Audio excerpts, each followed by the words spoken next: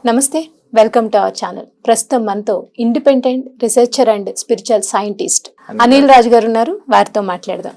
Sir నమస్తే అండి. Sir, అయితే మీరు చెప్పారు ఏంటి, నేను ఇలా రీసెర్చ్ చేశాను, లేదు నేను ఇవన్నీ చేశాను అని చెప్పి. అయితే ఇప్పుడు చాలా మంది జీవితంలో సక్సెస్ కారు. ఎందుకు కావట్లేదు అంటే, చాలా మంది ఆస్ట్రాలజర్ కానీ లేకపోతే మీ న్యూమరాలజీలో కూడా చాలా రెమెడీస్ చెప్తూ ఉంటారు. ఏంటంటే గ్రహాల ప్రభావం ఉంది, లేకపోతే ఈ గ్రహం మీకు సరిగ్గా లేదు, ఇలా అందుకని మీరు ఫెయిల్ అవుతున్నారు అని. అంటే మొత్తం మన జీవితం అంతా గ్రహాల మీదే డిపెండ్ అయి ఉంటుందా? మనం సక్సెస్ కావాలన్నా లేకపోతే ఏ పని చేయాలన్నా ఏదైనా గ్రహాల మీదే డిపెండ్ అయి ఉంటుందా? ఒకటి. కొంతమంది ఎంత కష్టపడినా సక్సెస్ కారు, కొంతమంది చాలా అంటే కష్టానికి తగ్గ ఫలితం వాళ్ళకి దొరుకుతుంది. ఇది ఎందుకని? కొంతమంది జీవితంలో ఇలా ఎందుకు ఉంటుంది, కొంతమంది ఎందుకు అంత ఈజీగా సక్సెస్ అవుతారు? ఇప్పుడు కొంతమంది ఈ రిలీజియన్ లేని వాళ్ళు కూడా ఉంటారు, వేరే వేరే రిలీజియన్ ఉంటారు, వాళ్ళు మన దేవుళ్ళని అది నమ్మరు. మరి వాళ్ళకి సక్సెస్ వచ్చే వాళ్ళు ఉంటారు, సక్సెస్ రాని వాళ్ళు ఉంటారు. సో అసలు గ్రహాల ప్రభావం మన జీవితాల మీద ఎంతవరకు ఉంటుంది అంటే మీరు ఏం చెప్తారు? Okay madam, being a numerologist ఈ ఫీల్డ్లో నేను నియర్లీ 18 years ఉన్నా కూడా నేను ఏమంటే ఈ క్వశ్చన్ మీరు ఏదైతే అడిగారో ఈ క్వశ్చన్ చాలా మందికి రేస్ అవుతుంది. అయితే నేను ఈ న్యూమరాలజీలో ఉన్నా కూడా అన్ని న్యూమరాలజీతోనే లైఫ్ చేంజ్ అవుతుందని నేను చెప్పలేను. ఫస్ట్ థింగ్ ఏంటి అంటే, లైఫ్లో ఎప్పుడన్నా మనం జర్నీ ఇదే డౌట్తో నేను ఆ జర్నీ స్టార్ట్ చేసినప్పుడు నేను ప్రీవియస్ ఎపిసోడ్లో చెప్పినట్లే ఒక మనిషి అనేది physical, mental, emotional and spiritual ఉంటారు. ఓకే, ఈ 4 ఎలిమెంట్స్ లా అంటే 4 parts లా ఏదైతే మనం సో కాల్డ్ ఆస్ట్రాలజీ కానివ్వండి, న్యూమరాలజీ కానివ్వండి, పామిస్ట్రీ, టారో రీడింగ్, వాస్తుకు సంబంధించింది ఇవన్నీ ఆకలెంట్ సైన్స్ కింద వస్తుంది. ఆకలెంట్ సైన్స్ అంటే ఏదైతే మనకు లాజిక్ కాకుండా, అంటే లాజిక్ అంటే దాంట్లో కూడా క్యాల్కులేషన్స్ ఉంటుంది. అయితే మనము అవి ఏంటంటే ఈ గ్రహాలు ఇవన్నీ ఏంటంటే మన మీద తప్పకుండా ఇన్ఫ్లుయెన్స్ అనేది ఉంటుంది. కానీ నేను అనేది ఏంటి అంటే, ఇవన్నిటిని మనం కేటగిరైజ్ చేసినప్పుడు నేను ఒక 5 లిస్ట్ అవుట్ అనేది చేస్తాను. అయితే ఈ 5 లిస్ట్ అవుట్లు ఏంటి అంటే, ఈ గ్రహాలకు సంబంధించింది ఏదైనా కానివ్వండి, దాన్ని మనం ఏమంటాం అంటే గ్రహస్థితి అంటాం.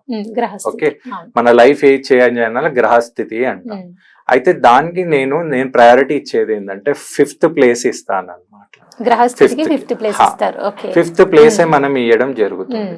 తర్వాత ఏంటి అంటే 4th place లో వచ్చేది ఏంటి అంటే మన ధనస్థితి అన్నమాట. ఫైనాన్షియల్ గా మనం ఎలా ఉన్నాము, ఫైనాన్షియల్ గా మనం ఫైనాన్స్ ని ఎలా యూజ్ చేస్తున్నాము, మనీని మనం యూజ్ చేస్తున్నామా, ఇన్వెస్ట్ చేస్తున్నామా, వేస్ట్ చేస్తున్నామా అనేది కూడా మన లైఫ్ మీద చాలా ఇంపాక్ట్ చూపిస్తుంది.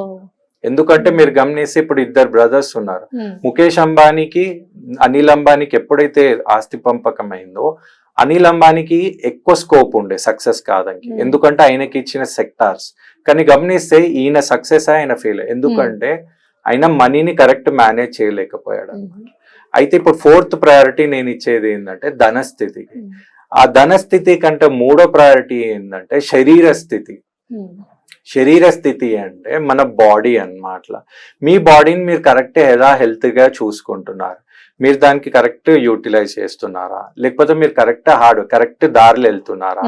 ఇప్పుడు చాలా మంది నా దగ్గరకు వస్తారు, సార్ కొంతమంది న్యూమరాలజిస్ట్లే కానీ ఆస్ట్రాలజర్స్ కూడా ఇట్లా చెప్పినారని అంటారు. అంటే మీకు క్యాన్సర్ వచ్చింది, అయితే మీ పలానా రాశిలా నక్షత్రంలా మీకు ఇలా ఇప్పుడు వీళ్ళిద్దరు గ్రహాలు ఉన్నారు, అందుకే మీకు క్యాన్సర్ వచ్చిందని చెప్పేటోళ్ళు ఉన్నారు. అయితే నేనేమంటున్నా అంటే, ఇప్పుడు ఆ పర్టికులర్ పర్సన్ ఎగ్జాంపుల్ ఆయన ఆల్కహాలిక్ బానిస ఉన్నాడు, లేదా గుట్కా వేసుకుంటాడు. ఇప్పుడు గుట్కా వేసుకొని క్యాన్సర్ వచ్చింది అనుకోండి, ఈ అలవాటు వల్ల గ్రహాలకు ఏం సంబంధం? మరి ఏమీ లేని వాళ్ళకి వస్తే అదే నేను చెప్తాను, అది కూడా టాపిక్ చెప్తాను. ఇప్పుడు డిజీజ్ అంటే మీరు అడిగారు కాబట్టి ఇంట్రడ్యూస్ ఇప్పుడు చేయాలి. డిజీజ్ అంటే ఏంటి? డిజీజ్ ఫుల్ ఫామ్ ఏంటంటే disturbance in easy flow of energy. ఓకేనా? ఇది ఇంకోటి, ఇప్పుడు సైన్స్ ఏదైతే ప్రూవ్ చేసిందో each and every disease is psychosomatic disease. మన మనసుతోనే మనకు రోగాలు వస్తుందని ఇప్పుడు సైన్స్ అనేది ప్రూవ్ చేసింది. మనం ఫ్యూచర్ ఎపిసోడ్స్ లో నేను ఇన్ డీటెయిల్ గా అన్ని చెప్తాను. అయితే ఇప్పుడు 3rd కేటగిరీకి ఏదైతే వస్తుందో మనది శరీర స్థితి. అయితే ఏ గ్రహమే కానివ్వండి, ఏది కూడా వచ్చి మీరు గుట్కా తినండి, లేకపోతే మీరు పోయి బార్ లో కూర్చోండి అనేది చెప్పలేదు. అక్కడ మన మినిమం కామన్ సెన్స్ అనేది ఉండాలి. మీరు కరెక్ట్ హార్డ్ వర్క్ చేస్తలేరు, ఇప్పుడు మనం డైలీ మంచి ఎక్సర్సైజ్ చేస్తలేము, బాడీని కరెక్ట్ మెయింటైన్ చేస్తలేము అంటే మనకు డయాబెటిక్ రావచ్చు, ఒబేసిటీ రావచ్చు. Yeah. అట్లా అని మనం దాన్ని తీసుకొచ్చి గ్రహాలకు కనిపెట్టలేదు కదా. ఇప్పుడు అర్థమైంది కదా. అర్థమైందండి. ఇక్కడ థర్డ్ ప్లేస్ లో మనము శరీర స్థితికి శరీర ఇస్తే స్థితి. దానికంటే వెరీ ఇంపార్టెంట్ ఏంటంటే పరిస్థితి. చుట్టూ ఉన్న పరిస్థితి అంటే ఏంటి అంటే ఇప్పుడు వచ్చే ప్రతి ఒక్క సిచ్యువేషన్ గానీ, మీకు ఇప్పుడు వచ్చే ఒడిదుడుకలే కానివ్వండి, దాన్ని మీరు ఛాలెంజ్ లాగా తీసుకుంటున్నారా, ప్రాబ్లం లాగా చూస్తున్నారా? ఇప్పుడు ఒకే ఒక సిచ్యువేషన్ ఒక మనిషికి ఆపర్చునిటీ లాగా అయి ముందుకు పోవచ్చు. ఒకే సిచ్యువేషన్ ఒక మనిషి దీని వల్లనే నేను అయిపోయాను. ప్రాబ్లం అనుకోవచ్చు. ఇప్పుడు ఒక చిన్న ఎగ్జాంపుల్ దీనికి నేను క్లారిటీ. ఇప్పుడు ఒక పర్టికులర్ ఒక పర్సన్ హెవీ డ్రింకర్ ఉండి ఆయనకి అన్ని అలవాట్లు ఉండి దొంగతనమే పోలీస్ కేసులు అయినా ఉన్నాడు. అయితే వాళ్ళ ఇద్దరు పిల్లల్లో మీరు గమనిస్తే ఒక పర్సన్ సేమ్ వాళ్ళ తండ్రి లాగానే అయ్యాడు అనమాట. ఎందుకంటే మా డాడీ ఇలా ఉన్నాడు, నేను తాగినా తిన్నా నేను. ఇంకొక బాబు నా లైఫ్ ఇలా కావద్దు మా డాడీ లాగా అని ఒక మంచి పొజిషన్ వచ్చి ఒక ఎగ్జాంపుల్ ఐఏఎస్ ఐపీఎస్ అయింది అనుకోండి. ఇప్పుడు ఇక్కడ ఎవరు ఎలా తీసుకున్నారు అనేది అలా పరిస్థితి బట్టి, పరిస్థితిని మనం ఎలా తీసుకుంటున్నాం వచ్చే సిచ్యుయేషన్స్ ని. ఆ తర్వాత అన్నిటికంటే first very very very important ఏంటి అంటే మనం మనస్థితి. అంటే మీ సీక్వెన్స్ ని మీరు గమనిస్తే ఫస్ట్ మనస్థితి, తర్వాత పరిస్థితి, తర్వాత శరీర స్థితి, తర్వాత ధన స్థితి, తర్వాత గ్రహస్థితి. అయితే లాస్ట్ కి నేను గ్రహాలను వేసిన అంటే ఇది లాస్ట్, ఇది వీక్ అని కాదు. గ్రహాలు ఎప్పుడైనా మన మీద ఇన్ఫ్లుయెన్స్ చేస్తుంది, కానీ రిజల్ట్ తీసుకోవాల్సింది మన మనస్సు అన్నమాట, మనస్థితి. ఇప్పుడు నేనున్నాను, ఇప్పుడు నా బ్యాడ్ ఇన్సిడెంట్ తో నా జర్నీ స్టార్ట్ చేసినప్పుడు నేను అందరు చనిపోయిన లాగానే మా అన్న కూడా చనిపోయాడు, ఏం డిఫరెంట్. కానీ మా అన్న ఎందుకు ఇలా చనిపోయాడు అని ఒక 21 సంవత్సరాల జర్నీ చేయడం అంత చిన్న జర్నీ కాదండి. అయితే దీని వల్ల మనం ఎలా తీసుకోవాలి అంటే ఈ మైండ్ అనేది ఎలా ఉంటుందంటే మ్యామ్, మీరు స్ట్రాంగ్ ఉన్నారనుకోండి, మీ ప్రపంచంలో మీరు ఏ గ్రహాలను నమ్మకపోయినా, మీరు ఎవరిని నమ్మక, మీ మైండ్ స్ట్రాంగ్ ఉండి మీకు కరెక్ట్ దారి ఇచ్చింది అనుకోండి, మీకు తప్పకుండా సక్సెస్. అందుకే ఒక సామెత అనేది ఉంది, మీకు గురి ఉన్నప్పుడు గురువు అవసరం లేదు, ఓకేనా? మీకు ఉపాయం ఉన్నప్పుడు గురువు అవసరం లేదు, రైట్? గురి ఉన్నప్పుడు గురువు అవసరం లేదు, మీ దగ్గర ఉపాయం ఉన్నప్పుడు ఉపదేశాలు అవసరం లేదు.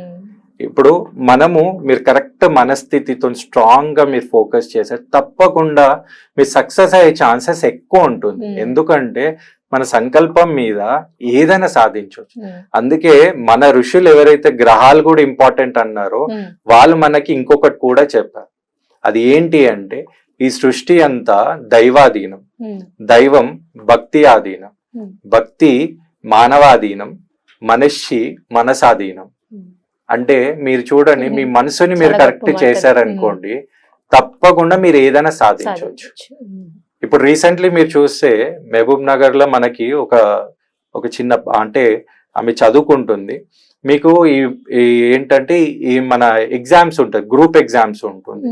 ఆ గ్రూప్ ఎగ్జామ్స్ లా మనం పాస్ కావాలంటే మనం ఎంతో కష్టపడి ఎన్నో కోచింగ్స్ పోయి ఎన్నో అటెంప్ట్లు వేస్తే మనం పాస్ కాలేము. అంటే అంత కష్టమైన దాన్ని ఆ పాప ఇంట్లోనే కూర్చొని ఇంట్లో కేటాయించుకొని ఏ ట్యూషన్ లేకుండా మంచి ప్రణాళికతో చేసి మన ఇది రాష్ట్రానికి, అంటే ఇప్పుడు ఏపీయో తెలంగాణ నాకు ఐడియా లేదు, 3వ ప్లేస్ ఆల్ ఓవర్ ఇండియా మొత్తంలో 3rd ప్లేస్ వచ్చింది.